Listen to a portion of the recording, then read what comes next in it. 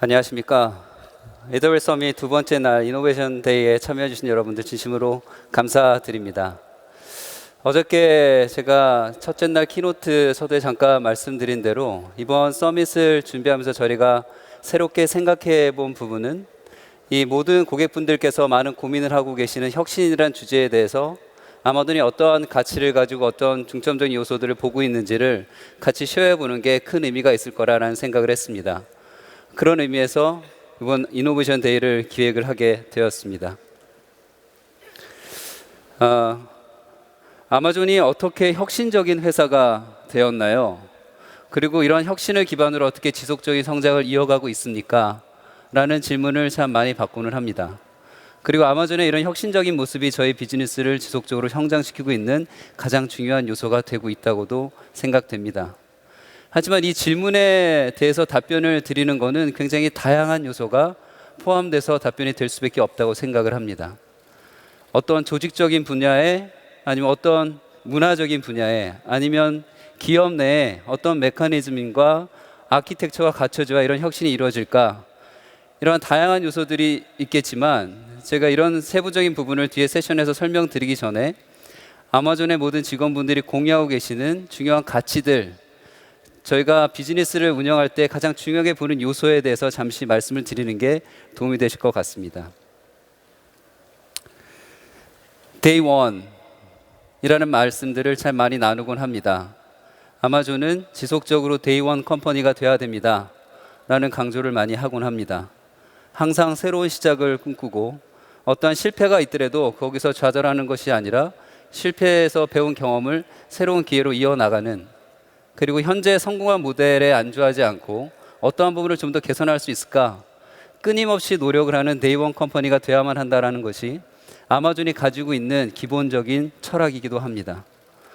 하지만 이런 데이원 컴퍼니가 되기 위해서는 굉장히 다양한 요소들이 필요할 것이라고 생각합니다. 근데 그 부분을 지키기 위해서 그 무엇보다 중요한 부분이 저희가 생각할 때는 얼마나 진정으로 고객을 중심으로 한 비즈니스 모델을 만들고 전략을 만들어가는가, 그 부분이 가장 핵심 요소라고 생각을 합니다. 아마존은 테크놀로지 컴퍼니라고 얘기를 합니다. 그럼 이런 테크놀로지 회사들에 있어서 많은 전략들이 있을 수 있습니다. 특정 회사는 경쟁사를 바라보고 경쟁사에 초점을 둔 전략을 만들 수도 있습니다. 또 어떤 회사는 본인들의 제품에 기반으로 한 전략을 만들 수도 있고, 또 어떤 회사 같은 경우는 기술적인 관점에 집중을 두고 전략을 만들어갈 수 있습니다. 하지만 저희 아마존이 믿는 부분은 항상 모든 것을 새롭게 개선하기를 바라는 고객분들을 진정으로 이해하고 그분들에게 새로운 경험을 만들어줄 수 있게 저희가 노력을 하는, 그러한 기반으로 비즈니스 모델을 만들고 전략을 실행하는 것이 저희가 지속적으로 추구해야 될 가치이다라는 생각을 합니다. 그리고 또 한 가지 중요한 부분은 이러한 가치를 실제로 실행할 저희 아마존 직원분들이 고객을 먼저 생각할 수 있고 고객의 아픈 부분들을 먼저 고민하고 그것을 솔루션으로 제시할 수 있는, 그런 것을 즐길 수 있는 직원들이 있어야 하고 그런 협업의 장을 만들어줘야 된다는 것 역시 아마존이 이런 혁신에 대한 기본적인 가치로 생각하는 중요한 요소입니다. 저희가 생각하는 이런 고객을 중심으로 한다라는 부분이 정확히 반영이 되어 있는 부분이 아마존의 비전입니다. 저희의 아마존의 사명은 여기 표시되어 있는 대로 전 세계에서 가장 고객 중심적인 회사가 된다라는 게 아마존의 핵심 비전입니다. 그리고 이런 비전에 맞게끔 아마존닷컴이 처음 시작될 때 제프 베조스가 옆에 보이시는 직접 쓰신 메모에 어떤 부분이 아마존닷컴이 계속 중점을 놓고 신경을 써야 되는 부분인가, 고객 관점에서 변하지 않는 가치는 무엇인가 라는 고민이 담겨있는 메모이기도 합니다. 저 메모에서 볼 때 셀렉션이라는 부분이 두드러지시게 보일 겁니다. 아마존닷컴이 처음에 시작되면서 value라는 부분, 셀렉션이라는 부분, 그리고 컨비니언스라는 부분, 즉 고객을 향한 가치, 선택, 편의성, 이 세 가지를 지속적으로 제시할 수 있어야지만 저희가 지속적인 성장을 할 수 있다. 가치를 제공한다는 것은 많은 선택권을 고객한테 드리고 그 선택의 과정에서 좀 더 새로운 경험을 하고 만족스러운 경험을 하는 고객분들이 늘어남에 따라서 저희의 사업이 커지고 그 사업 규모에 따라서 많은 파트너들이 저희 에코시스템을 조인하면서 다시 셀렉션이 커지고 이러한 선순환 구조가 발생을 하면서 조직 비즈니스는 더 커져갈 것이고 그 커져가는 비즈니스에서 발생하는 비용 절감 효과 그거를 다시 고객한테 돌려드리는 이러한 선순환적인 모델, 이런 기본적인 개념이 아마존닷컴이 처음 시작을 하게 된 배경으로 보시면 되고 이러한 컨셉이 실제 저희 아마존의 다른 비즈니스에도 동일하게끔 적용들이 되고 있습니다. 그러면 이러한 커스텀을 향한 비전을 실현한다는 부분은 굉장히 다양한 전략이 있을 수 있다고 생각합니다. 하지만 저희가 이거를 실행할 때 무엇보다 중요하게 생각하는 저희들의 다짐이라고 볼 수 있는 부분은 고객의 삶을 가장 편안하게 만들어 드릴 수 있는 도구와 서비스를 발명한다 라는 부분이 저희의 또 핵심 가치이기도 합니다. 어떻게 하면 고객분들이 좀 더 편하게 빠르게 배송을 받으실 수 있을까? 어떻게 하면 고객분들이 저희가 제시해 드리는 콘텐츠를 좀 더 쉽게 접하실 수 있을까? 어떻게 하면 고객분들의 쇼핑의 경험을 좀 더 쉽고 즐겁게 해드릴 수 있을까? 이런 고민에서 시작된 서비스들이 여기서 보고 계시는 드론을 통한 배송, 킨들의 출시, 그리고 계산대가 없는 매장인 아마존고 이런 여러한 새로운 시도들과 비즈니스 모델들을 고객 중심적으로 고민하면서 만들어가고 있습니다. 또한 이러한 고민에서 시작된 부분 중에 하나가 AWS이기도 합니다. 아마존닷컴이 글로벌하게 이커머스를 운영하면서 굉장히 큰 인프라에 대한 운영의 경험 그리고 웹을 기반으로 서비스를 구축하고 웹 서비스를 기반한 비즈니스 운영하면서 생성된 경험과 노하우들을 직접 고객분들한테 전달해 드리고 저희 내부적으로는 그것을 기반으로 한 새로운 비즈니스 모델을 만들어내는 굉장히 롱텀한 비전을 가지고 전략적인 투자를 해가는 부분을 통해서 탄생한 것이 AWS이기도 합니다. 실제로 AWS가 처음에 시작될 때는 시장에서는 굉장히 많은 의구심이 있기도 했습니다. 리테일을 하는 회사가 왜 전산, 이 클라우드 서비스라 새로운 개념을 들고 나왔을까? 이게 얼마나 도움이 될까 아마존에게? 하지만 이런 롱텀한 비전을 가지고 지속적으로 실험을 하고 새롭게 개선해 나온 결과가 현재 여러분들께서 잘 알고 계시듯이 165개의 가장 폭넓고 깊은 서비스를 제공하는 클라우드 시장에서의 기술적인 그리고 혁신적인 부분을 리딩해 가고 있는 회사로 성장을 하게 되었습니다.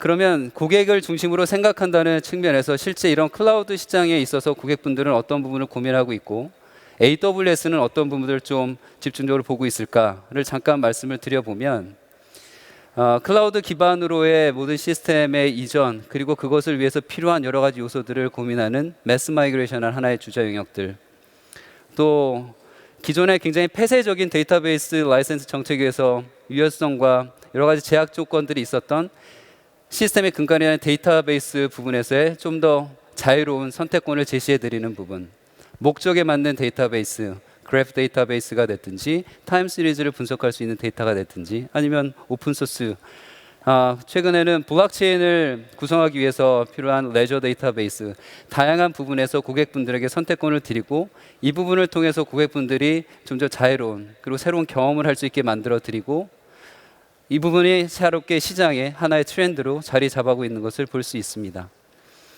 그리고 많은 분들이 실제 고민하고 계실 것이라고 생각되는 마이크로 서비스 아키텍처를 통해서 IT 환경을 개발하고 운영하는데 조금 더 유연함과 속도를 확보해야 하는 부분 끝으로는 얼마간의 시간이 지나게 되면 모든 기업들이 가지고 있는 IT의 핵심적인 요소로 자리 잡을 AI와 머신러닝이라는 부분 또 IoT라는 부분을 어떻게 저희가 고객분들이 쉽게 접하실 수 있게 해드릴까 그리고 이러한 시장의 트렌드를 어떻게 저희가 지원을 잘 해드릴 수 있을까라는 부분이 트렌드이자 저희 AWS에서 중요하게 생각하는 부분들이라고 생각합니다. 서두에서 말씀드린 것처럼 이러한 저희가 생각하는 혁신을 위해 필요한 가치들 저희가 중요하게 생각하는 요소들을 조금 더 자세하게 알아보기 위해서 오늘 첫 번째 세션에서는 아마존은 어떻게 소매 시장을 혁신을 했는가 이 세션을 통해서 말씀드렸던 조직적인 관점, 문화적인 관점, 어떠한 메커니즘과 아키텍처적인 관점에 대해서 설명들을 드릴 예정입니다. 그리고 두 번째로는 알렉사와 컨텐츠 사업을 통해서 본 아마존이 바라보는 미래의 모습, 이 부분을 알렉사 팀과 트위치 팀에서 와서 발표를 드리도록 하겠습니다. 제 인사말을 마치면서 마지막으로 제프 베조스가 말씀하신 혁신에 대한 부분을 인용을 해보고자 합니다. 혁신은 굉장히 다양한 형태와 규모로 일어날 수 있다고 생각합니다. 하지만 그 중에 가장 큰 혁신을 이뤄낼 수 있는 모습은 여러분들이 생각하시는 꿈을 실현하기 위해서 꼭 필요한 창의성, 이런 창의성이 실현될 수 있게끔 도와주는 혁신의 모습들이 가장 큰 고객분들이 원하는 혁신을 이끌어낼 수 있다, 시장에서 큰 반영을 일으킬 수 있다라고 말씀을 하셨습니다. 저희가 바라보고 있는 시장, 클라우드를 기반으로 제공해드리는 혁신의 플랫폼, 아마존닷컴이 제시해드리고 있는 이커머스를 위한 플랫폼, 이러한 플랫폼화에서 여러분들께서 구현해 가고 계시는 여러분들 사업에서의 혁신, 이런 것들이 지속적으로 이루어질게끔 하는 것이 저희 아마존이 혁신을 바라보는 중요한 뷰라고 생각하고, 실제로 이 세션들을 통해서 어떤 부분들을 여러분들이 그리고 계신 사업 분야에 적용하실 수 있을지를 생각해 보시고 추후에 적용해 보실 수 있는 기회가 되기를 바라겠습니다. 다시 한번 이노베이션 데이에 참석해 주신 여러분들 감사의 말씀을 드리고, 첫 번째 세션을 진행하실 아마존닷컴에서 빅데이터 팀을 리딩하고 계시는 토마스 박을 소개해 드리면서 저희 인사말을 마치겠습니다. 감사합니다.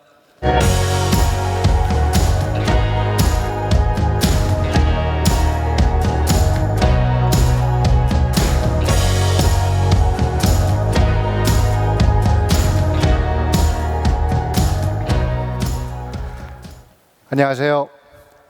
아마존닷컴에서 시니어 매니저로 일하고 있는 토마스 박입니다. 한국 이름은 박준헌이라고 합니다. 아마존에서 일한 지 한 7년이 되었는데요.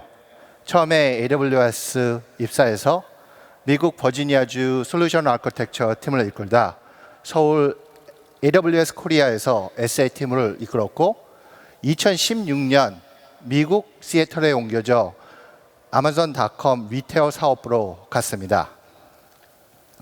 지난 7년간 다양한 프로젝트를 참여함으로써 아마존의 고객 중심 문화를 배웠고, 그 사이 아마존이 2012년 610억 원 달러의 비즈니스에서 2018년 2,330억 원 달러의 비즈니스로 282% 성장하는 것을 목격하였습니다. 오늘 이 자리에서 제가 배운 교훈과 더불어 어떻게 아마존이 세계에서 가장 혁신적인 회사로 알려졌는지 말씀드리겠습니다.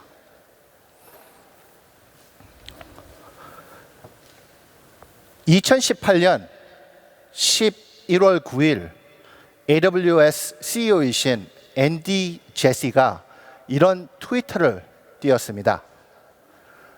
아마존의 소비자 사업부가 11월 1일자로 오라클 데이터 웨어하우스를 종료시켰고, 2018년 말 크리티컬 데이터베이스를 97% 데이터베이스 AWS 안에 있는 데이터베이스로 옮길 거라는 내용이었죠. 앤디 제시가 이 45자짜리 트위터를 치는 데는 그리 시간이 걸리지 않았습니다. 그리고 세계 많은 사람들이 알아주지도 않았습니다. 하지만 저와 저의 팀은 의미가 굉장히 컸었습니다. 왜냐하면 제가 AWS에서 AWS 아마존 리테일 사업부로 옮긴 2016년부터 저와 저 팀 의원들이 함께 일했던 바로 데이터베이스 마이그레이션 프로젝트이었기 때문입니다. 제가 왜 이 트위터에 이렇게 흥분했는지를 아시려면 이 데이터베이스 마이그레이션의 규모를 조금 이해하셔야 합니다. 데이터 웨어하우스 마이그레이션 쪽에는 60만 개의 데이터 웨어하우스 잡들이 매일매일 돌아가면서 50테라바이트의 데이터 그리고 7만 5천 개의 테이블을 이전해야 했습니다. 이 데이터 웨어하우스를 구축한 지 20년이 넘는 이 소프트웨어 시스템을 전 세계의 여러 아마존 팀들이 매일같이 데이터를 퍼블리싱하고 소비하고 있었습니다. OLTP 데이터베이스 쪽에는 하루에 수백만 개의 주문, 결제, 조달을 처리하는 전 세계 5천 개의 오라클 데이터베이스를 마이그레이션 해야만 했습니다. 저희가 어떻게 이 일을 해냈을까요? 어떻게 수천 개의 데이터베이스를 고객에게 부정적인 영향 없이 AWS로 옮길 수 있었을까요? 어떻게 비즈니스가 2,330억 원 달러로 성장하는 동안 낡은 데이터베이스를 AWS 위에 새로운 데이터베이스로 교체할 수 있었을까요? 저희는 어떻게 바꾸었을까요? 이 질문에 대한 답이 바로 아마존이 그렇게 혁신적인 이유라고 저는 생각합니다. 데이터베이스 마이그레이션에 대한 말씀을 드리기 전에 아마존의 간단한 역사를 말씀드리겠습니다. 그리고 어떻게 그렇게 많은 데이터베이스를 가지게 되었는지 말씀드리겠습니다. 1989년 월 와이드 웹을 발명한 후에 지구에서 가장 고객 중심적인 회사가 되자는 미션과 함께 아마존닷컴이 1995년에 문을 열었습니다. 이 웹페이지를 지금 보시면 이거 좀 손을 좀 봐줘야겠다 생각이 드실 거예요. 아니면 그냥 싹 다시 한번 만들어 줘야겠다라는 생각도 드실 겁니다. 요즘 이런 웹사이트를 런칭할 거라는 사람은 아무도 없을 거예요. 특히나 전 세계에서 가장 혁신적인 회사라고 평가되는 곳에서 이 사이트를 만들었다면 믿는 사람은 거의 없을 겁니다. 비록 웹사이트 그 자체는 그리 혁신적이지 않았지만 백엔드 아키텍처는 그 당시 기술적으로 가장 진보적이었습니다. 아키텍처는 스케일러블한 웹 어플리케이션을 가지고 온라인 주문을 받아서 그 주문 정보를 중앙 데이터베이스 시스템에 저장했습니다. 저희는 또 지금은 fulfillment 센터라고 불리는 디스트리뷰션 센터를 여러 지역에서 운영을 하며 고객 주문에 따라 물품을 고객 주소로 배송했습니다. 일단 고객 아이템이 배송이 나가면 저희 회사의 은행 계좌와 고객의 신용카드를 연결하여 페이먼트를 처리한 뒤 주문 거래를 완료시켰습니다. 1995년도에 이것은 매우 혁신적인 아키텍처였습니다. 하지만 저희의 이 오리지널한 아키텍처는 문제를 일으키기 시작했습니다. 고객 주문 건수가 점점 많아지면서 그리고 저희가 파는 아이템 개수가 점점 많아질수록 이 주문 처리하는 데이터베이스가 느려지기 시작하고 어쩔 때는 다운되기 시작했습니다.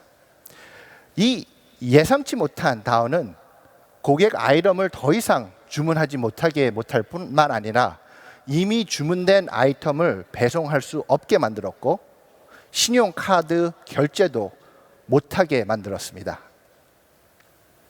그래서 저희들은 바꿔야 했습니다. 아키텍처를 바꿔야 했죠. 이 단일한 모놀리틱한 아키텍처를 여러 개의 서비스로 쪼개기로 결정했습니다. 각 서비스에 자기만의 데이터베이스 레이어를 가짐으로써 서비스와 데이터베이스가 독립적으로 확장 가능케 했습니다. 그래서 주문 서비스는 주문 서비스 데이터베이스를, 결제 데이터베이스는 그들만의 결제 데이터베이스를 가지게 만들었습니다. 이런 아키텍처를 디커플 함으로써 문제 트러블 슈팅을 빠르게 할 수 있었고 서비스 다운도 각 서비스 레벨로 제한시킬 수 있었습니다. 이 아키텍처 덕분에 다운타임을 줄이고 고객 요구를 잘 처리할 수 있었습니다. 24년이 지난 오늘 저희는 정통적인 웹사이트뿐만 아니라 모바일 앱, 알렉사, 아마존 고 같은 오프라인 가게도 서비스를 하고 있습니다. 현재 전 세계 1억 명이 넘는 아마존 프라임 고객을 모시고 그분들에게 수백만 아이템을 무제한 무료로 배송해 드리고 있습니다. 그 결과 저희의 아키텍처와 조직 구조도 24년 동안 변했습니다.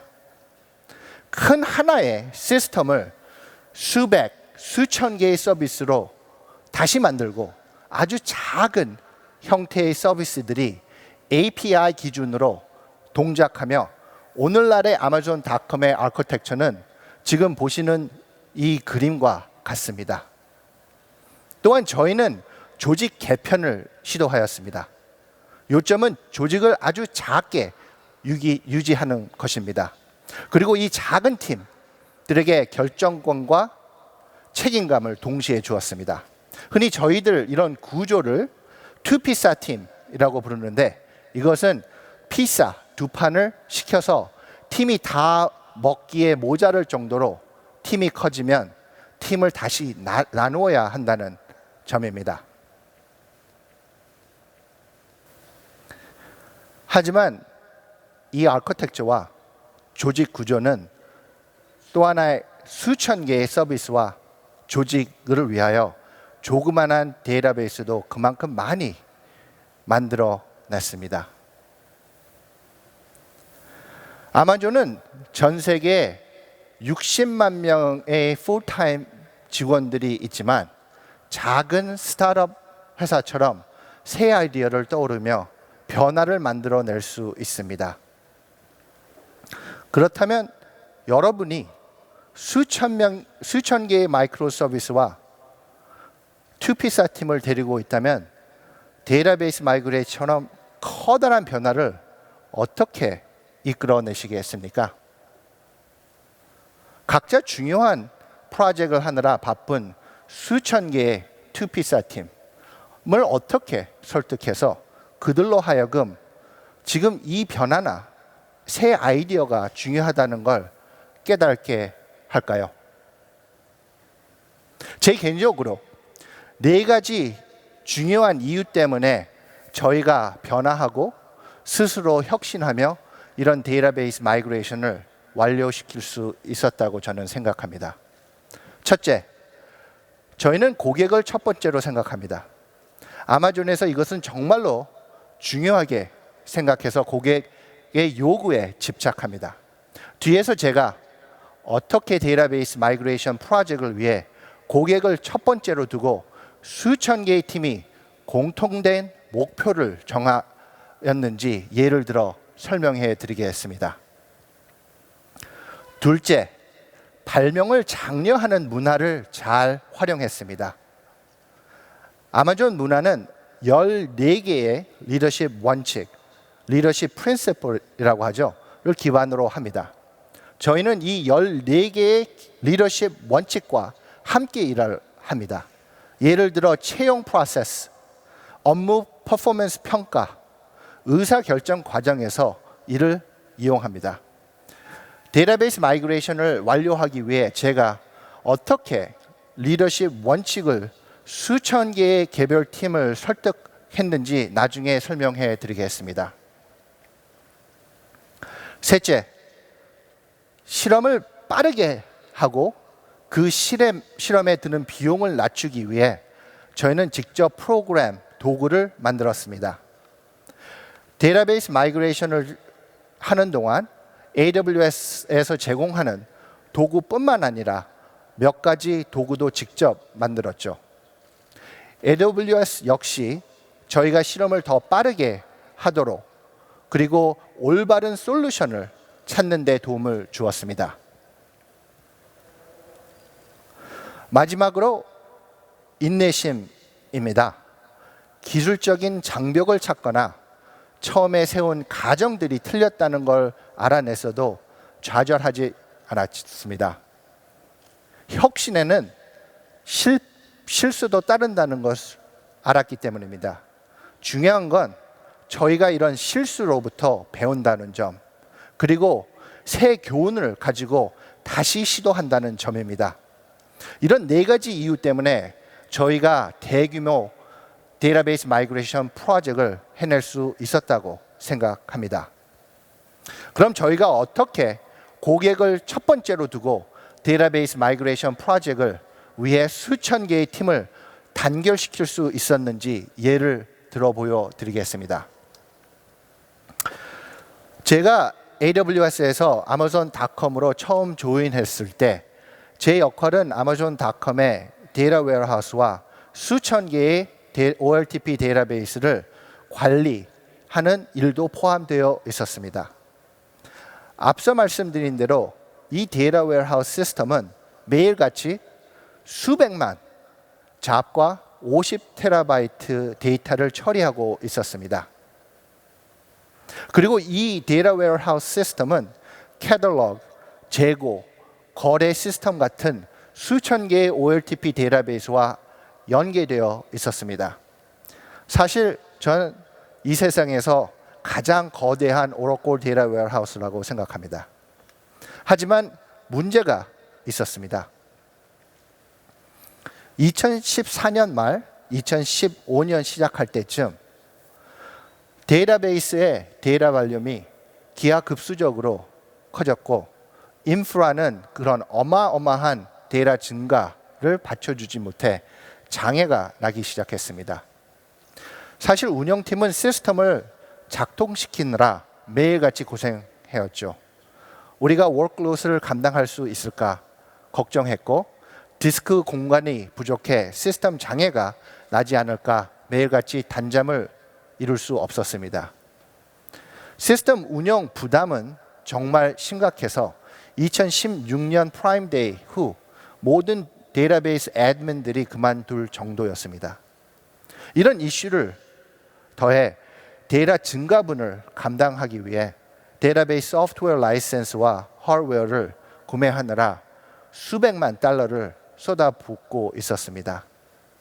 저희는 문제가 있었고 변화가 필요했습니다. 아마존에는 모든 아이디어는 어떻게 고객을 기쁘게 할지 생각하는 것부터 시작하고 그것을 현실화하기 위해 역방향으로 일을 합니다. 한 줄의 소프트웨어 코드를 꾸리기 전에 저희는 거꾸로 하는 프로세스에 따라 이런 질문들을 합니다. 고객은 누구인가? 고객 문제나 기회가 무엇인가? 고객의 경험이나 원하는 성과는 어떻게 생겼는가? 아마존에서 이 프로세스를 PRFAQ 프로세스라고 말을 합니다. 보통 다른 회사들은 새로운 상품이나 제품, 서비스를 론칭할 때 준비되었던 보도 자료, 프레스 릴리스를 씁니다. 하지만 저희는 프로젝트를 시작하거나 코드 한 줄을 쓰기 전에 PR을 먼저 씁니다. 이 프로세스는 저희로 하여금 어떤 투자나 승인이 나기 전에 고객의 니즈부터 고민하게끔 만듭니다. 전 데이터가 커지는 것을 보았고 데이터베이스 시스템 장애가 늘어나는 것을 눈앞에서 보았고 그 문제를 해결하기 위해 PRFAQ를 써야만 했습니다. 그래서 PRFAQ를 쓰기 시작했죠.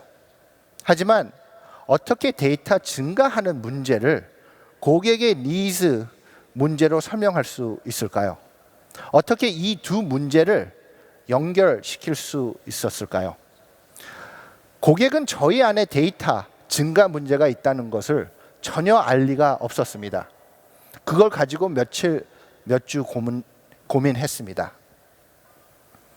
저는 역방향으로 일하는 프로세스를 생각하고 그 데이터 발륨 증가 때문에 생겨나는 문제들을 한번 다 적어봤습니다.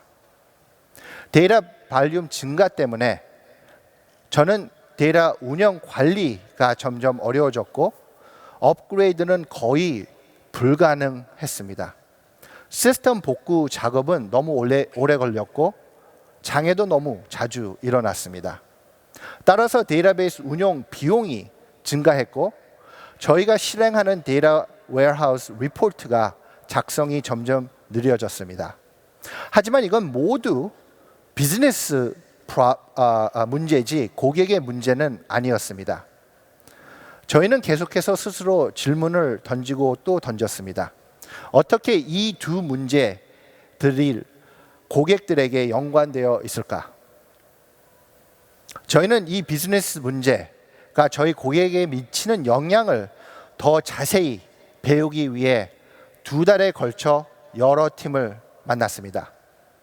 그 결과 데이터 발륨 증가 때문에 데이터 시스템 운영 비용 증가가 어떻게 고객에게 영향을 미치는지 문서로 작성할 수 있었습니다. 주문당 운영비가 증가하고 배송 시간이 길어지는 것이 고객의 문제였습니다. 고객으로부터 시작해 거꾸로 일하는 프로세스를 따름으로써 전 세계 비즈니스 문제가 관련 팀에게 어떻게 영향을 미치는지 그리고 마지막으로 어떻게 고객에게 문제를 일으키는지 완전히 이해를 할 수 있었던 겁니다. 데이터 증가 예측을 고려해 봤을 때 저희가 현재 하던 방식대로 데이터 시스템을 운영한다면 결국 주문당 운영 비용이 증가할 것이 분명했습니다. 각 주문마다 저희가 추가해야 하는 운영비가 늘어날 것이고 결국에는 저희 고객은 똑같은 상품을 두고 돈을 더 주고 사야만 했습니다. 이 세상에 그걸 좋아하는 고객은 없습니다. 저희 고객에게 이런 안 좋은 영향을 미치기 전에 미리 저희가 운영하는 데이터 시스템 관리 방법을 바꿔야 한다는 결론을 다다랐습니다.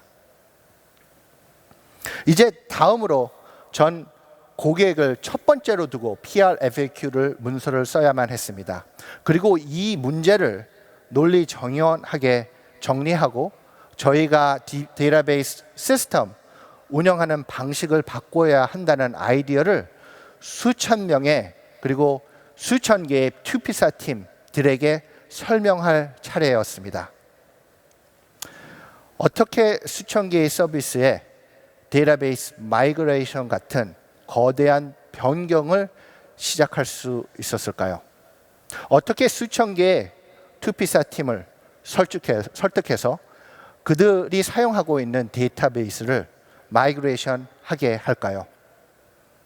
여전히 그들 나름대로 중요한 프로젝트를 수행하느라 바쁜 와중에 말이죠.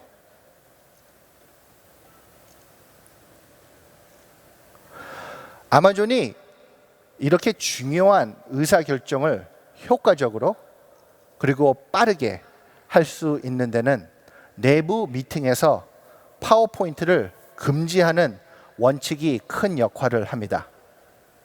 파워포인트 대신 문서를 작성합니다. 사실 새로운 아이디어가 뭔가를 바꾸자는 제안을 할 때 문서는 6페이지 이상을 넘기지 않습니다. 아마존 미팅을 들어가 보시면 회의 참석자들이 20-30분 동안 조용히 문서를 읽는 장면을 목격하실 것입니다. 모든 사람이 문서를 읽은 후에 비로소 의논을 시작합니다. 질문을 하거나 추가 피드백을 주기도 하고 문서에 포함되지 않는 내용을 알려주기도 합니다. 이 통찰을 바탕으로 마지막에 중요한 의사결정을 내립니다. 많은 경우 이 의사결정은 이 미팅에서 바로 이루어집니다. 이 문화는 저희들은 6페이저 문화라고 합니다. 이 6페이지를 통해 저희 그룹이 사람들이 함께 모여 한 주제를 심도 있게 의논하고 빠르게 의사결정하는 프로세스입니다. 또한 근본적으로 회사의 변화가 필요할 때 회사 전체로 혁신을 빠르게 확장시킬 수 있는 매우 중요한 메커니즘이기도 합니다.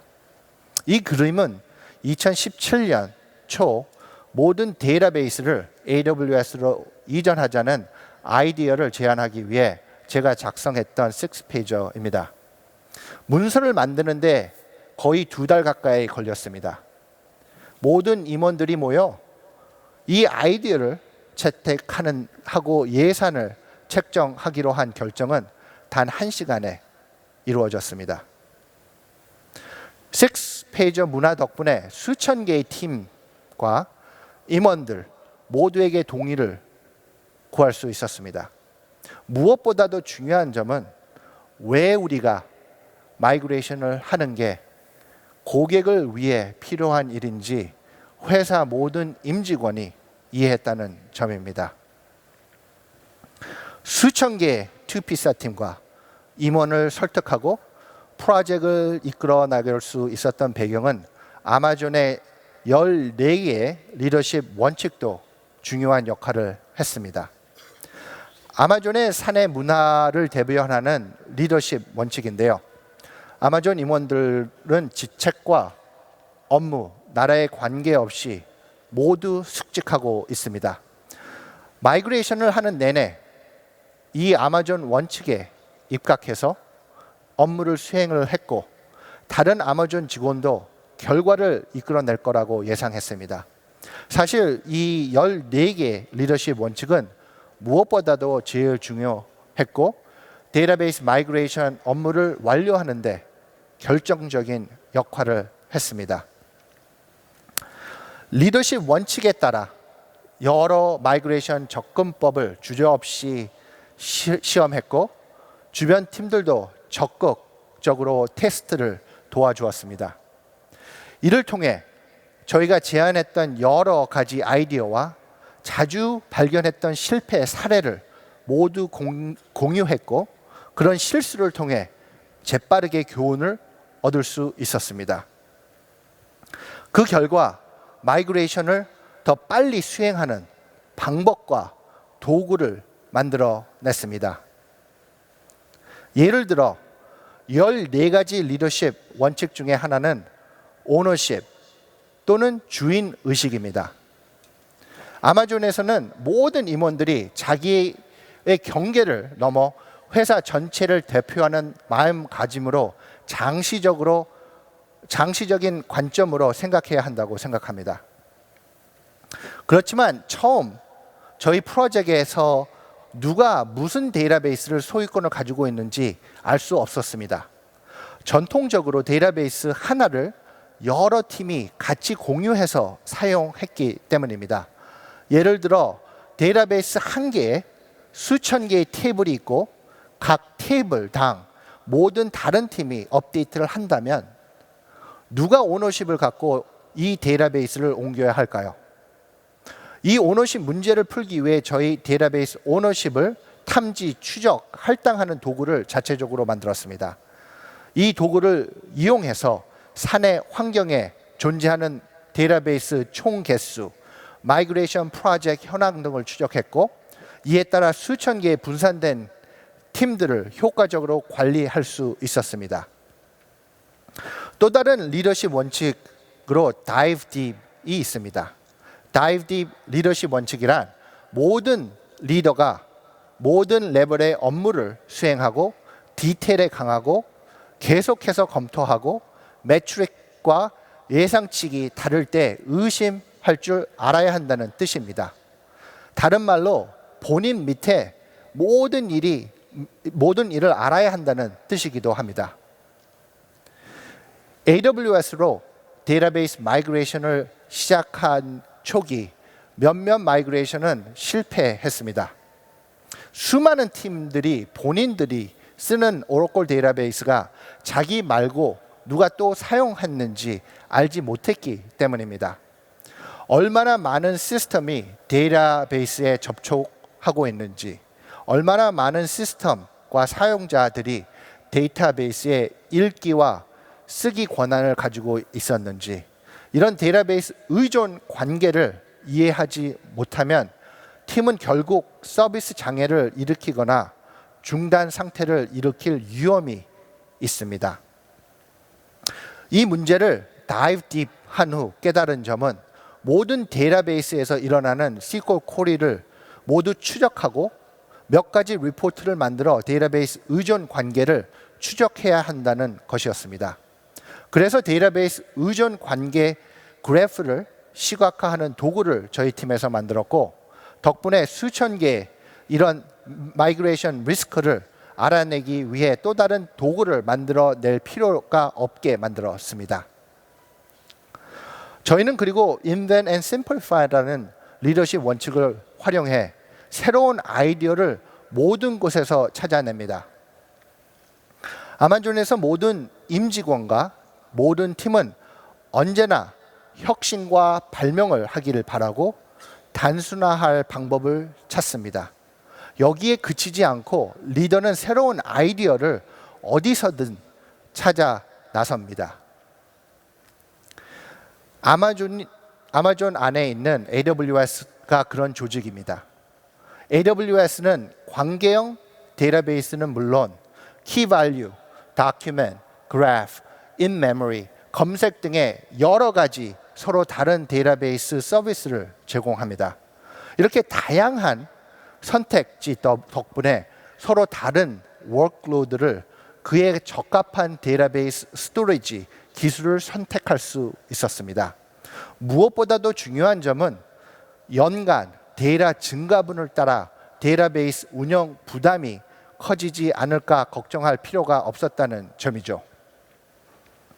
제 생각에 아마존 리더십 원칙이 바로 저희를 서로 협력하게끔 만들었고, 지구상의 가장 고객 중심적인 회사가 되자는 미션을 집중하도록 만드는 비결입니다.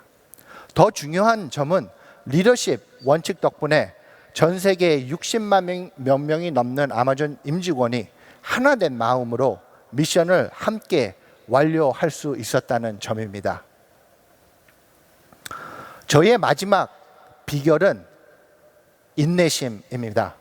왜냐하면 혁신은 하루아침에 만들어지지 않습니다. 여기까지 아마존이 어떻게 혁신했는지 보셨습니다. 고객에서 시작해 PR FAQ 문서를 작성함으로써 고객 요구와 문제를 탐구합니다. 6페이저라는 부르는 문서를 작성함으로써 수천 개의 임원들로부터 재빨리 동의를 얻어내는 메커니즘도 있습니다. 발명을 장려하는 문화와 아마존 리더십 원칙에 따라 도구도 만들고 실험도 재빨리 수행할 수 있습니다.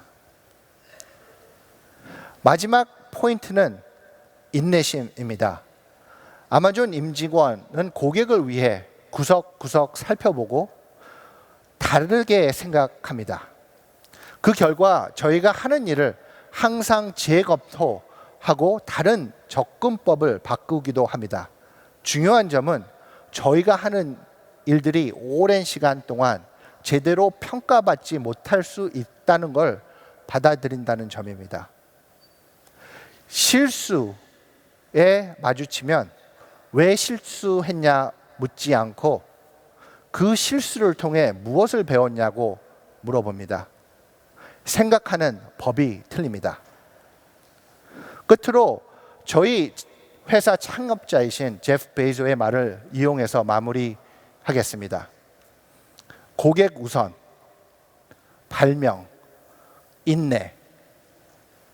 아마존은 20년 넘게 이 세 가지 큰 아이디어를 붙들었고 바꾸지 않은 것이 저희의 성공하는 이유입니다. 이 말씀은 계속해서 성장하는 아마존이 어떻게 이 세계에서 가장 혁신적인 회사로 알려졌는지 알 수 있는 말이라고 생각합니다. 경청해 주셔서 감사합니다. 셀러 비즈니스로 불리는 곳에서 큰 혁신이 일어나고 있는데요. 아마존 글로벌 셀링 이혜림 팀장님을 모시도록 하겠습니다. 박수로 맞아 주십시오.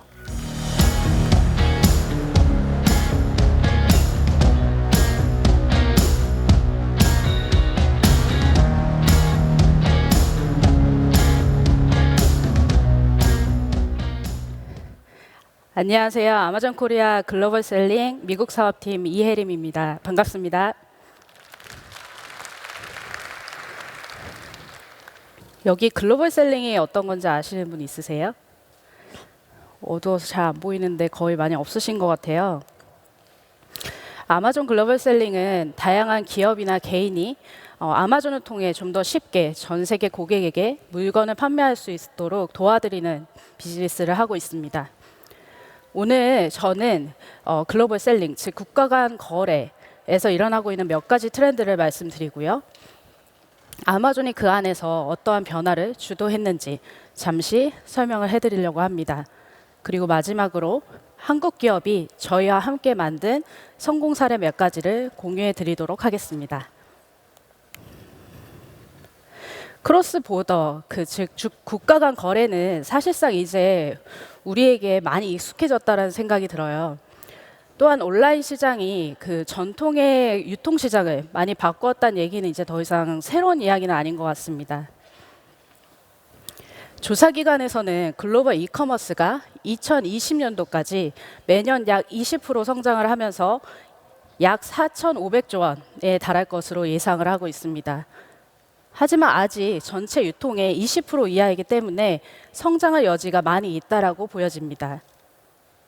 특히 크로스보더 이커머스 같은 경우는 연간 20에서 30%씩 빠르게 성장을 해서 2020년이 되면 전체 이커머스의 약 30%를 차지하게 될 것으로 보입니다. 국내의 상황도 한번 들여다볼까요? 한국은 아시다시피 무역 거래량이 전 세계 7위인 무역 강대국입니다. 그럼에도 불구하고 정통적인 무역 모델은 성장세가 둔화하고 있어서 지난 4년간 연평균 수출 성장률이 5%에 그친 반면에 크로스보더 이커머스의 수출은 연평균 42%로 빠르게 성장하는 모습을 보여주고 있습니다. 즉 한국도 글로벌 이커머스 트렌드의 예외는 아니라는 것이죠.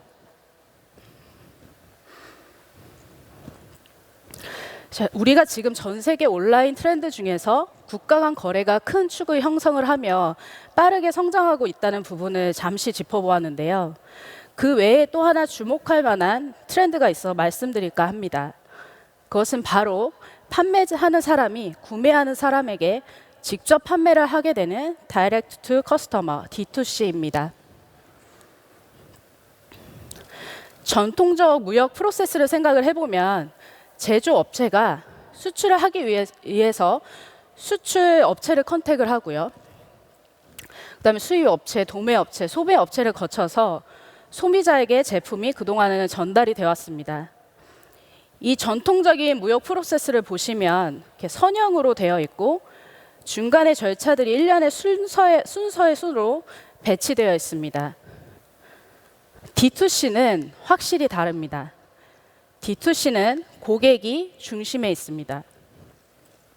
따라서 일련의 절차 끝에 고객이 가장 끝에 있는 것이 아니라 그 거래 과정 속에 고객이 중심에 있게 되고 이제 제조사나 유통사 또 브랜드 오너분들은 직접 고객에게 판매를 하게 됩니다.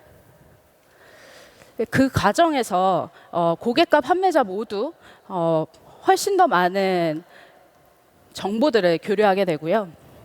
이런 거래 과정의 단순화를 통해서 고객의 반응을 빠르게 받을 수 있게 됩니다. D2C가 가져오는 변화를 크게 세 가지로 요약해 볼 수 있을 것 같아요. 참여자의 관점에서 보면 기존 대기업만이 커다란 자본을 가지고 가능했던 국가 간 거래가 중소기업이라든지 스타트업이라든지 이런 곳에서도 가능하게 되었습니다. 또 그들이 하는 업무가 기존에는 어떤 제품에 포커스한다든지 아니면 업무의 프로세스에 포커스를 했다라면 이제는 좀 더 고객 니즈에 포커스를 해서 일을 하게 될 거고요. 마지막으로 이러한 트렌드를 반영하기 위해 제품이 좀 더 빠르게 개발이 되고 또 사라지는 등의 일명 제품의 라이프 사이클에도 변화가 있게 되었습니다. 그럼 이러한 변화 속에 D2C를 할 수 있는 최적의 채널이 어디일까요? 이미 정답을 띄워놓고 제가 질문을 했는데요.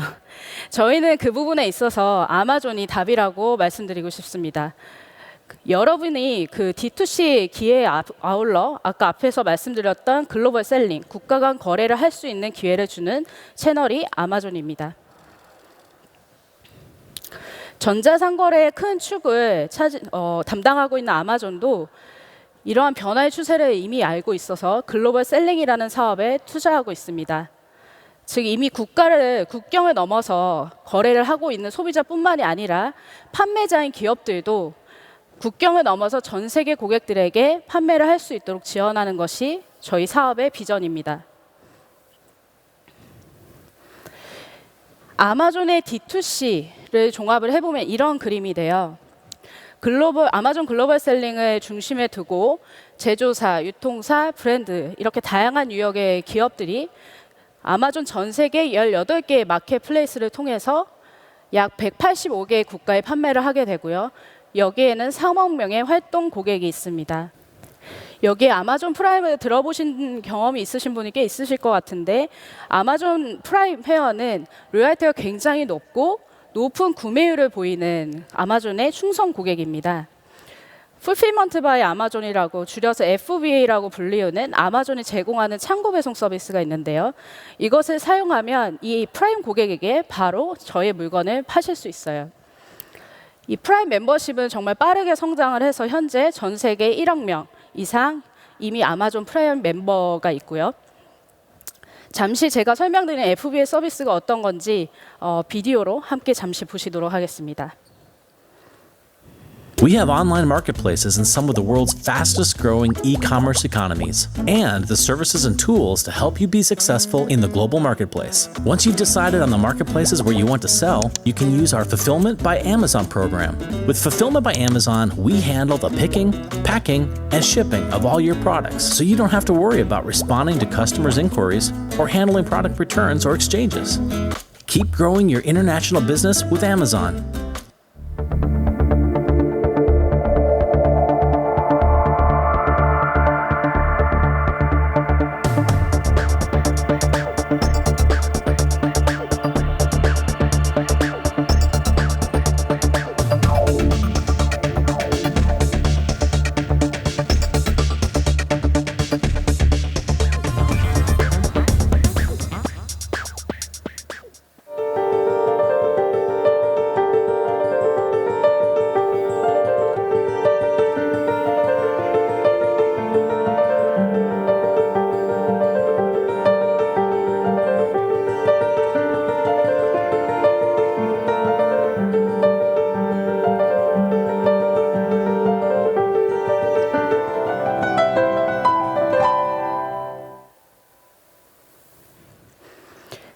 굉장히 신기하지 않으세요? 저는 처음 보고 굉장히 신기했거든요.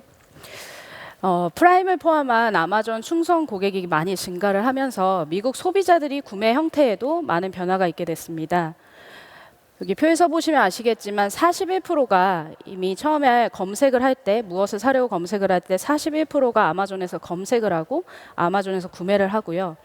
또 놀랍게 28%의 사람들은 구글에서 검색을 하고 결국 구매는 아마존에서 한다고 합니다. 다시 말해 거의 70%의 사람들이 아마존에서 구매를 하게 되고요. 만약에 내 제품이 아마존에 검색했을 때 나오지 않는다면 아마 미국 소비자들은 미국에 없는 상품이라고 인지하게 될 거예요. 이처럼 전 세계 3억 명의 고객과 FB 같은 혁신적인 솔루션을 통해서 전 세계 아마존 글로벌 셀러들은 굉장히 빠르게 성장을 하고 있습니다. 2017년도 실제 저희가 글로벌 셀러들이 50% 이상 성장을 했고요. 이러한 사실은 최근에 아마 보셨을 수도 있는데 아마존의 CEO인 제프 베조스의 2018년도 주주에게 보내는 편지에도 명확히 나와 있습니다. 서드파티 셀러들은 어떻게 그 아마존에서 더 크게 성장을 할 수 있었을까요? 뿐만 아니라 저희 아마존이 직접 하는 것보다 어떻게 지금 더 잘하고 있을까요? 그것은 아마 아마존이 셀러에게 제공하는 판매 환경 때문일 것입니다. 재고 관리, 결제, 배송, 데이터 분석, 해외 유통 등 전 분야에 걸쳐서 저희가 가장 효과적인 도구들을 지속적으로 제공을 하고 있습니다. 아마존 글로벌 셀링의 성장은 과거에는 개인 리셀러들이 주도했습니다. 그런데 최근 몇 년간 브랜드 보유 기업들이 직접 입점하셔서 D2C 판매를 하는 사례가 계속 늘고 있습니다. 여기 있는 다양한 브랜드들은 모두 아마존에 직접 입점을 해서 판매를 하고 있는 한국 브랜드들입니다. 패션, 뷰티, IT, 가구, 다양한 카테고리의 브랜드들이 현재 입점해 있습니다. 오늘 저는 실제 성공 사례 두 가지 브랜드의 이야기를 준비해 왔습니다. 혹시 슈피겐이라고 핸드폰 케이스 아시는 분 있으실까요? 여기에는 좀 있을 수도 있을 것 같아요. 슈피겐은 2000년대 후반에 미국 진출을 결정을 하고 미국의 현지 법인을 세운 다음에 오프라인 시장에 뛰어듭니다. 그런데 반응이 별로 좋지 않았어요. 왜냐하면 이미 오프라인 시장은 벨킨이라든지 오터박스가 미리 선점을 하고 있는 상황이었습니다. 그래서 슈피겐은 자연스럽게 이커머스 시장으로 눈을 돌리게 됩니다. 이제 그때 그분들의 눈에 아마존이 보였는데요. 아마존에는 이미 많은 고객이 있고 또 아까 보여드렸던 FBA 같은 것들을 잘 활용을 하면 자본을 많이 투자하지 않고도 내 상품을 직접 팔 수 있겠구나라는 생각을 하셨다고 합니다. 2014년 9월에 아이폰 6가 나오면서 이제 그들이 내놓은 네온 하이브리드라는 케이스가 있는데요. 그 케이스가 빅히트를 치면서 꾸준히 성장을 하게 됩니다. 그래서 이 슈피겐은 지난 10년 동안 아마존을 통해서 올린 누적 매출이 약 6천억 원 정도 수준이고요.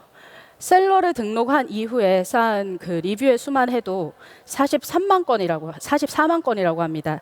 이 중에 더 놀라운 것은 부정적인 피드백이 약 2%밖에 되지 않는다는 사실입니다.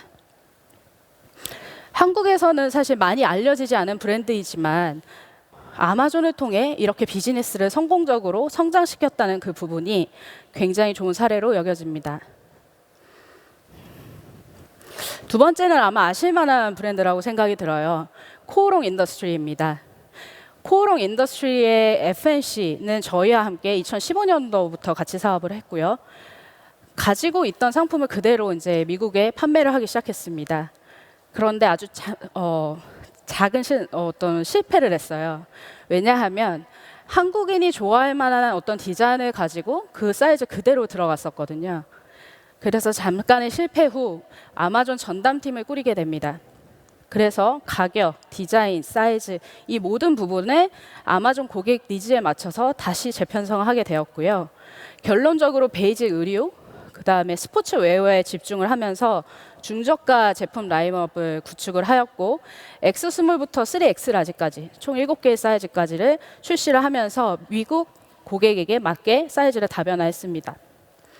그 미국의 트렌드를 반영을 하기 위해서 인기 있는 제품들을 계속 꾸준히 연구를 하시면서 아마존 소비자가 선호하는 디자인을 계속 분석을 했고 적용했습니다.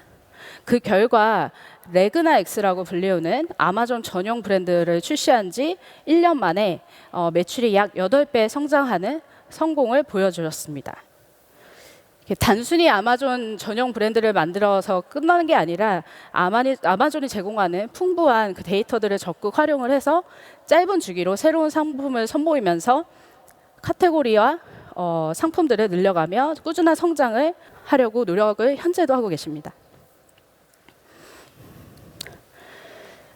오늘 저는 저의 발표를 마치면서 이 말씀을 드리고 싶어요. 아마존에는 이제 우리는 언제나 데이원이다 라는 말이 있습니다. 그 창업 시에 초심을 잃지 말자는 그런 것이거든요. 저희 아마존 글로벌 셀링은 기업들이 전 세계 고객에게 다가가서 모두 성공하실 수 있도록 초심을 잃지 않고 혁신적인 셀러 지원 프로그램을 지속적으로 제공하도록 하겠습니다. 감사합니다. 이제 제가 다음 연사분을 소개를 해드릴 텐데요. 바로 AWS의 수석 테크 에반젤리스트 윤석찬님을 소개합니다. 박수로 환영해 주세요.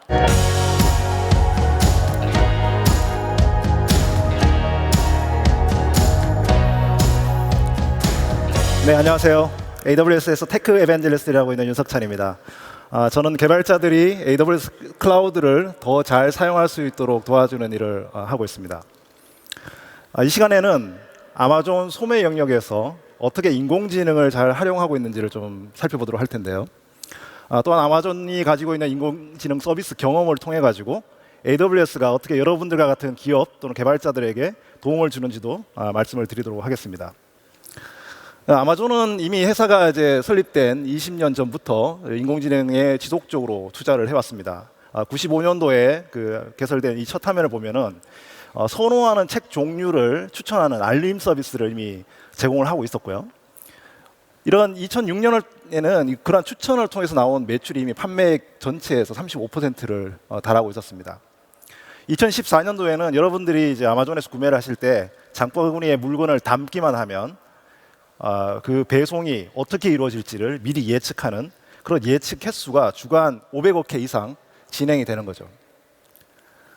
이러한 주문 예측이 제대로 이루어지려면 주문 예측부터 포장, 배송까지 이루는 완전 자동화가 필요합니다. 이 아마존 물류센터에서는 로봇이 있고요. 대개 물류센터에는 라면이면 라면, 뭐 쌀이면 쌀 이렇게 비슷한데 모여 있는데 이렇게 보이는 빈이라고 하는 선반을 로봇이 이동을 시키게 됩니다. 이를 통해서 물류 순환 속도를 15분으로 줄이고 재고 공간도 50% 넓히고 또 운영 비용도 20% 이상 감소를 했습니다. 하지만 이제 중간중간 이게 자동화가 안 되어서 속도가 늘어지는 병목 구간이 생기게 됩니다. 그 중에 대표적인 것이 바로 재고 관리인데요. 아까 이제 보셨다시피 로봇이 운반한 선반을 포장 직원한테 갖다 주고 다시 왔을 때 물건 숫자가 변경이 있겠죠. 그랬을 때 사진을 찍어서 전후 차이를 검증을 하게 되는데 그때 컴퓨터 비전 기술을 사용해서 재고의 숫자의 변동을 확인을 하게 됩니다. 하지만 이제 물건이 이렇게 굴러다니는 병 같은 물건이 있다든지 아니면 가다가 이제 잠깐 떨어져 버린다든지 이렇게 되면 이제 물건이 재고 관리를 하는데 특별한 문제가 발생할 수가 있습니다. 이런 걸 이제 저희가 디펙션 이슈라고 부르는데요.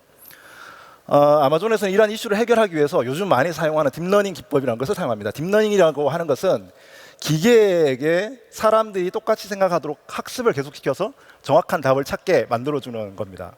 예를 들어서 이제 선반 사진을 계속 찍은 다음에 어떤 것이 디펙션 이슈가 발생하는지를 학습을 시키는 거죠.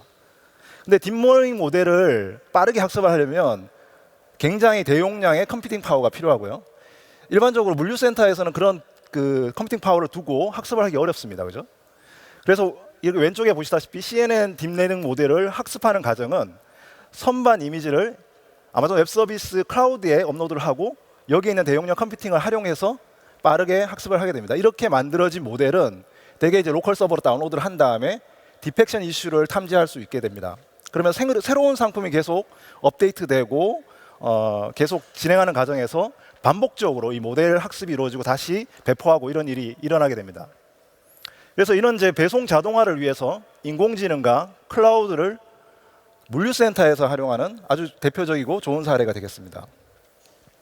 물류센터에서의 자동화뿐만 아니고 실제 고객들한테 물건을 배송하는 과정에도 혁신이 필요하죠. 아마존 프라임 에어에서는 자율 비행이라는 걸 통해서 30분 내에 배송을 하는 드론 실험을 진행하고 있습니다. 대개 대도시나 농촌 지역이 아닌 곳에서는 뭐 이렇게 물건이 빨리 오지만 이렇게 배송이 느린 곳들을 대상으로 해서 머신러닝을 통해서 학습을 하게 됩니다. 비행 시에 일어나는 각종 상황들, 예를 들어서 뭐 이런 모델들이 실제 탑재하게 되고요. 그래서 지금 보시면 이 장면은 시뮬레이션이 아니고 실제로 비행하는 장면을 촬영을 한 것입니다.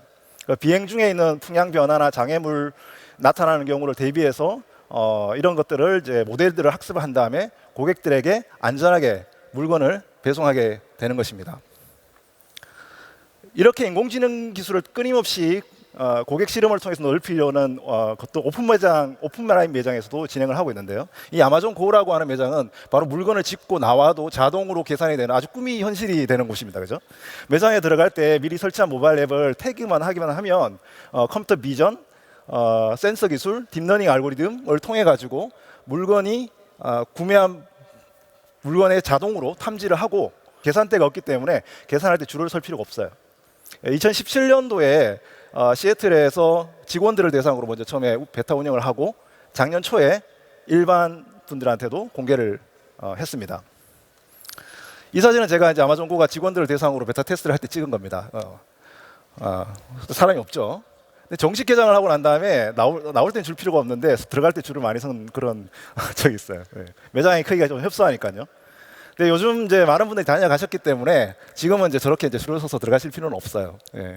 지금 시애틀을 비롯해 가지고 샌프란시스코, 시카고에 11개 매장이 지금 있기 때문에 혹시 미국 여행을 계획하시는 분들이 있으시면 한번 진짜 좋은 경험이니까 가보시기를 권장드립니다. 이건 이제 제프 베조스가 아마존을 창업하고 만든 프라이힐이라고 오늘 이제 이 세션 중에 굉장히 많이 나올 장표일 겁니다. 네.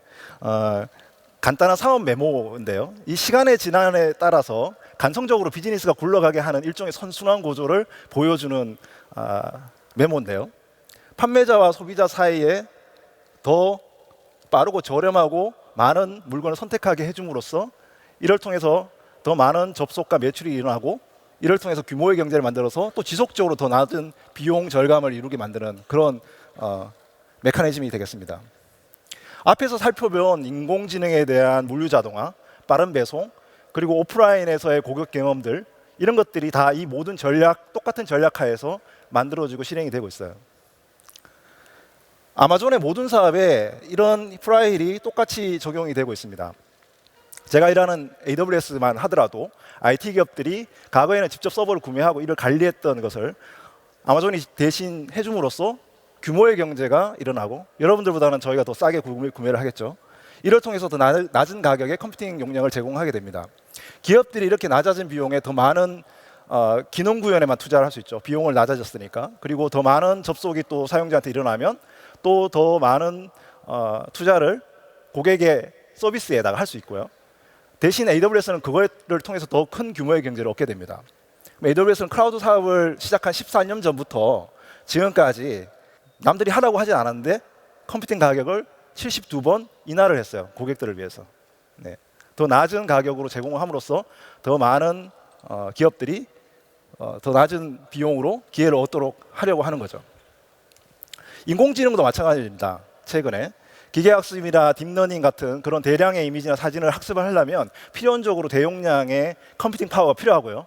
이를 AWS가 저렴하게 공급함으로써 더 많은 AI 서비스가 나올 수 있도록 만드는 것이 중요하고 이를 통해서 많은 기업들이 더 낮은 비용으로 실험을 할 수 있도록 해주는 것. 이게 굉장히 중요한 저희의 프라이힐이 되겠습니다. 아마존이 경험한 20년간의 인공지능 기술 그리고 AWS 클라우드 기술이 만나가지고 더 많은 도구들 이것들을 제공해주고 있어요. 가장 아래 단계에는 데이터 사이언티스트나 고급 연구자들을 위해서 머신러닝 프레임워크들을 제공해주는 GPU 같은 인스턴스 그리고 추론 장비들 그리고 오픈소스 텐서플로우나 파이토치 같은 오픈소스 도구들을 제공해주고요. 기계학습이나 딥러닝 학습 과정이 좀 관리하고 구축하기 힘든 개발자를 위해서 세이지메이크라고 하는 서비스를 제공하는데요. 이 서비스는 모델 개발부터 해서 데이터 라벨링 그리고 모델 배포, API까지 한 방에 서비스를 제공할 수가 있습니다. 뭐 기계학습이나 뭐 이런 그것에 대해서 잘 모르시는 웹 개발자나 모바일 개발자들 같은 경우에는 간단한 API 호출만으로도 다양한 AI 서비스를 또 사용할 수가 있는데요. 뭐 사람의 얼굴이나 사물 인지라든지 텍스트를 읽는다든지 이런 어떤 서비스를 API 서비스로 제공을 해주고 있고 또 뭐 챗봇 서비스 개발이라든지 외국어를 통해서 기계 번역을 한다든지 텍스트를 음성으로 바꿔준다든지 이런 기능도 다 제공이 되고 있습니다.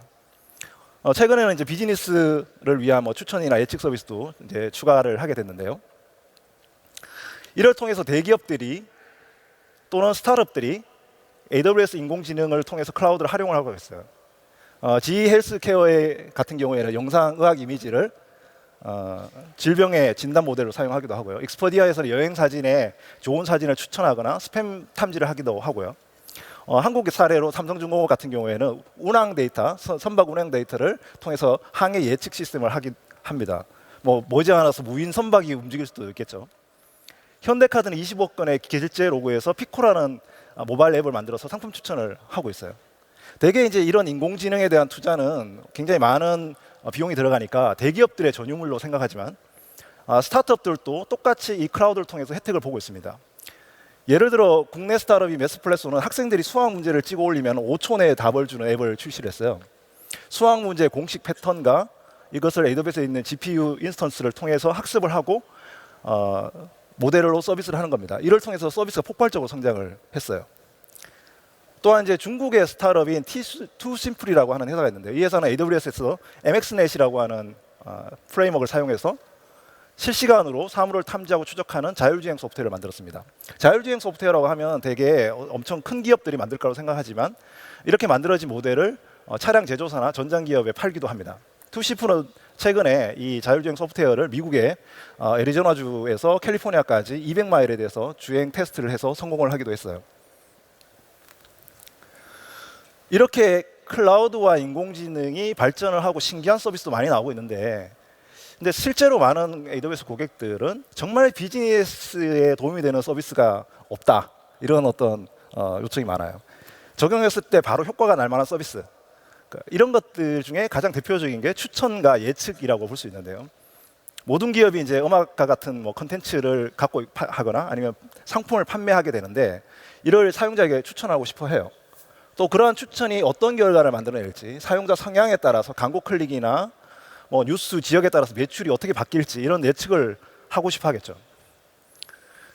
추천 서비스는 아까도 제가 말씀드렸지만 아마존이 제일 잘하는 영역입니다. 아마존 퍼스널라이즈라고 하는 서비스는 아마존닷컴에서 사용된 것과 똑같은 기술로 실시간 추천을 해주는 서비스입니다.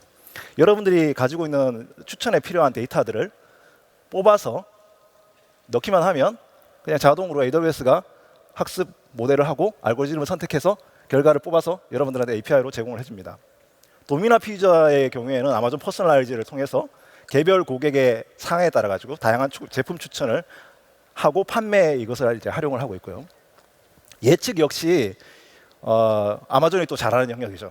과거에 어떤 상품이 잘 팔렸는지, 어떤 시기에 그게 좋았는지, 날씨에 영향을 받았는지, 어떤 할인 이벤트에 영향을 받았는지 이런 것들을 알 수 있을 텐데 이런 것들을 제공해주는 서비스가 아마존 포캐스트라고 하는 서비스입니다. 이 서비스는 아직까지 이제 프리뷰로 제공하고 있지만 제가 지금 설명드린 대로 굉장히 많은 고객들이 이미 베타 테스트로 사용을 하고 있어요. 한국에서도 국내 기업이 이제 CJ 대한통운에서 아마존 포캐스트를 이용해 가지고 택배량 예측을 해서 인력 수요, 공간 최적화 이런 데서 해서 유의미한 결과를 얻고 있습니다. 굳이 택배 회사가 추천 시스템, 예측 시스템을 만들기 위해서 대용량의 컴퓨팅 파워를 가지고 시스템을 구축할 필요가 없는 거죠. 그냥 API 서비스를 받기만 하면 되니까요. 자, 지금까지 제가 아마존이 어떻게 독특한 업무 문화와 조직적 특징을 가지고 진입 장벽을 낮추고 새로운 산업을 개척했는지를 좀 보셨어요. 소매 산업과 다양한 산업을 통해서 클라우드에서 소매 산업에서 소비자에서 더 빠르게 배송을 하고 가격 할인을 통해서 혁신을 이루고 판매자에게는 물류 비용을 개선하고 글로벌 시장 진출해야 할 수 있는 진입 장벽을 낮춥니다. 클라우드는 인프라 비용을 낮춰가지고 누구나 손쉽게 IT 산업에 진입할 수 있도록 기회를 주고 인공지능 영역에서도 똑같이 적용이 되고 있어요. 그렇다면 아마존에서는 미래의 어떤 장기적으로 어떤 영역의 혁신을 투자를 하고 있을까요? 먼저 소개해드릴 것이 로봇 산업입니다. 로봇은 높은 수준의 인공지능 기술, 그리고 소프트웨어 기술, 제조 기술이 다 복합적으로 필요한 아주 진입장벽이 높은 산업입니다.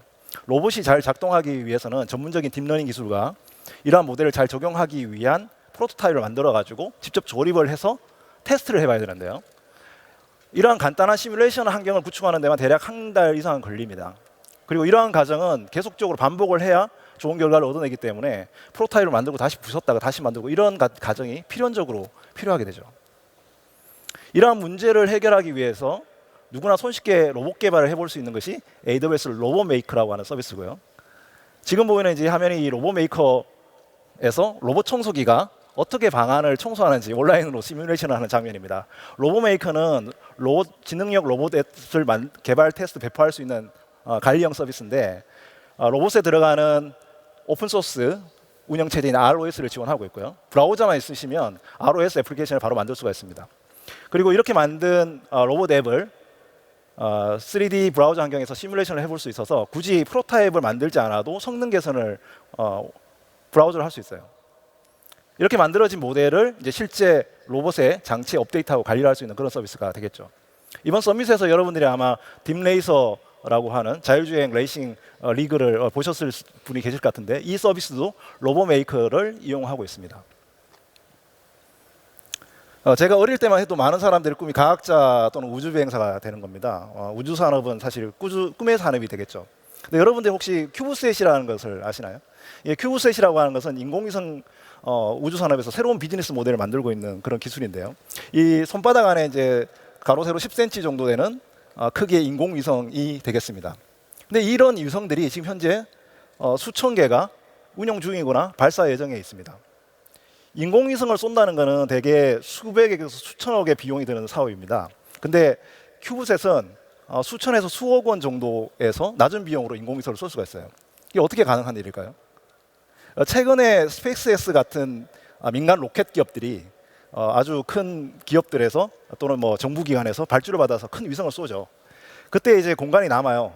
짜투리 공간이. 그런 공간에다가 수십 개의 큐브셋을 삽재해가지고 로켓이 분리가 될 때 저궤도에다가 쏟아붓는 방식으로 로켓을 뿌리고 있어요. 그럼으로써 발사 비용을 또 낮추고 있죠. 만약 여러분들이 초소형 인공위성에다가 고해상도 카메라를 탑재해가지고 서울 시내 건물이 어떻게 바뀌고 있는지 1년 동안 사진을 찍어서 관측을 하고 싶다. 전혀 불가능한 일이 아니라는 겁니다. 근데 문제는 이런 일시적인 투자를 해서 비용을 들여서 인공위성을 쏘더라도 장기적으로 이 위성을 운용하는데 큰 비용이 듭니다. 위성을 제어하고 통신하기 위한 지상국을 일단 만들어야 되고요. 뭐 이런 경우에 직접 만들거나 아니면 임대를 받는 경우가 있겠죠. 또는 데이터를 수신받기 위해서 미리 예약을 하고 또 성금을 미리 줘야 되는 고비용 구조를 갖고 있어요. 만약에 데이터를 대량으로 받겠다고 하면 데이터 통신을 확장을 해야 되는데 그런 경우에 만약에 여러분들 같은 분이 집안에 돈을 좀 끌어가지고 우주산업을 뛰어들겠다라고 했을 때 비용 구조가 너무 높고 이건 사실 클라우드가 보편화되지 않았을 때 IT 인프라를 구매하고 운영해야 되는 스타트업들하고 생기는 문제가 똑같은 문제가 되겠습니다. 이러한 높은 진입 장벽을 낮추기 위해서 AWS는 그라운드 스테이션이라는 서비스를 출시를 했습니다. 이를 통해서 우주 스타트업이 창업 비용을 획기적으로 저감을 할 수가 있고요. 이 그라운드 스테이션이라는 것은 인공위성 제어 및 데이터 수신 분석을 해주는 관리형 서비스입니다. 현재 AWS는 전 세계에서 약 20개 리전에 많은 데이터 센터를 가지고 있는데 여기에 대형 위성 안테나를 설치를 하고 필요할 때 위성과 통신을 할 수 있는 그런 채널을 제공을 해주고 있어요.